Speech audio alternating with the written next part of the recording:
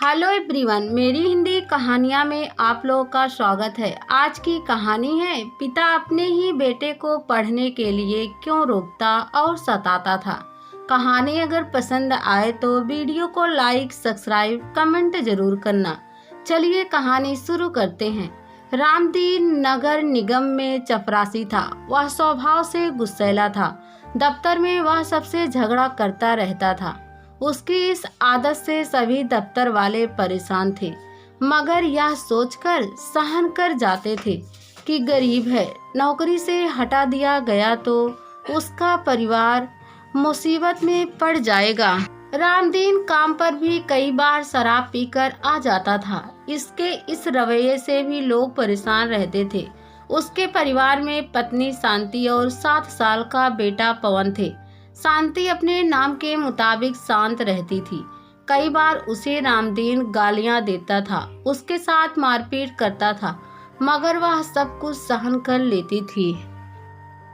रामदीन का बेटा पवन तीसरी जमानत में पढ़ता था। वह पढ़ने में होशियार था, मगर अपने इकलौते बेटे के साथ भी पिता का रवैया ठीक नहीं था।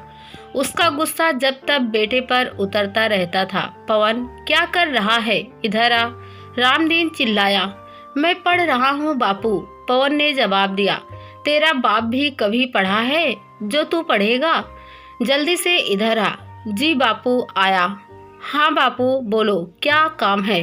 ये ले 20 रुपए, रामू की दुकान से सोडा लेकर आ। आपका दफ्तर जाने का समय हो रहा है, जाओगे नहीं बापू? तुझसे पूछकर जाऊंगा क्या? इतना कहकर रामदीन ने पवन के चाटा जड़ दिया।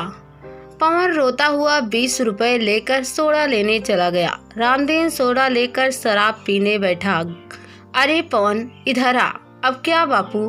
अरे आएगा तब बताऊंगा ना। हाँ बापू, जल्दी से माँ को बोल कि क्या प्याज काट कर देगी? माँ मंदिर गई है। बापू, तो तू ही काट ला। पवन प्याज काट कर लाया। प्याज काटते समय उसकी आंखों में आंसू आ गए, पर पिता के डर से वह मना भी नहीं कर पाया। रामदीन प्याज चबाता हुआ साथ में शराब के घूंट लगाने लगा। शाम के 4 बज रहे थे। रामदीन की शाम की शिफ्ट में ड्यूटी थी। वह लड़खड़ाता हुआ दफ्तर चला गया। यह रोज की बात थी। रामदीन अपने बेटे के साथ बुरा बर्ताव करता था। वह बात बात पर पवन को बाजार भेजता था। डांटना तो आम बात थी। शांति अगर कुछ कहती थी तो वह उसके साथ भी गाली गलौज करता था। बेटे पवन के मन में पिता का खौफ भीतर तक था। कई बार वह रात में नींद में भी चिल्लाता था, बापू मुझे मत मारो। माँ, बापू से कहकर अंग्रेजी की कॉपी मंगवा दो ना। एक दिन पवन अपनी माँ से बोला, तू खुद क्यों नहीं कहता बेटा? माँ बोली, माँ मुझे बापू से डर लगता है, कॉपी मांगने पर वे पिटाई करेंगे। पवन सहमते हुए बोला, अच्छा बेटा, मैं बात करती हूँ। माँ ने कहा, सुनो, पवन के लिए कल अंग्रेजी की कॉपी ले आना। तेरे बाप ने पैसे दिए हैं जो कॉपी लाऊं? अपने लाडले को इधर भेज। पवन डरता डरता पिता के पास गया। रामदीन ने पवन का कान पकड़ा और थप्पड़ लगाते हुए चिल्लाया, क्यों तेरी माँ कमाती है जो कॉपी लाऊं? पैसे पेड़ पर नहीं उगते। जब तू खुद कमाएगा ना, तब पता चलेगा कि कॉपी कैसे आती है। चल ए ले 20 रुपए, रामू की दुकान से सोडा लेकर आ।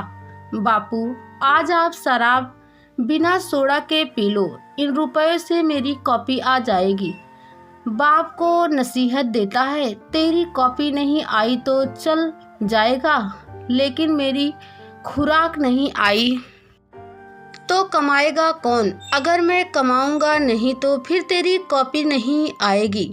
रामदीन गंदी हंसी हंसा और बेटे को धक्का देते हुए बोला, अबे मेरा मुंह क्या देखता है, जा सोडा लेकर आ।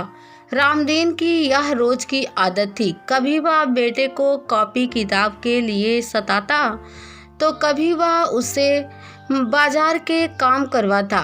बेटे पढ़ने बैठता तो उसे तंग करता। घर का माहौल ऐसे ही था। इस बीच रात में शांति अपने बेटे पवन को आंचल में छिपा लेती और खुद भी रोती।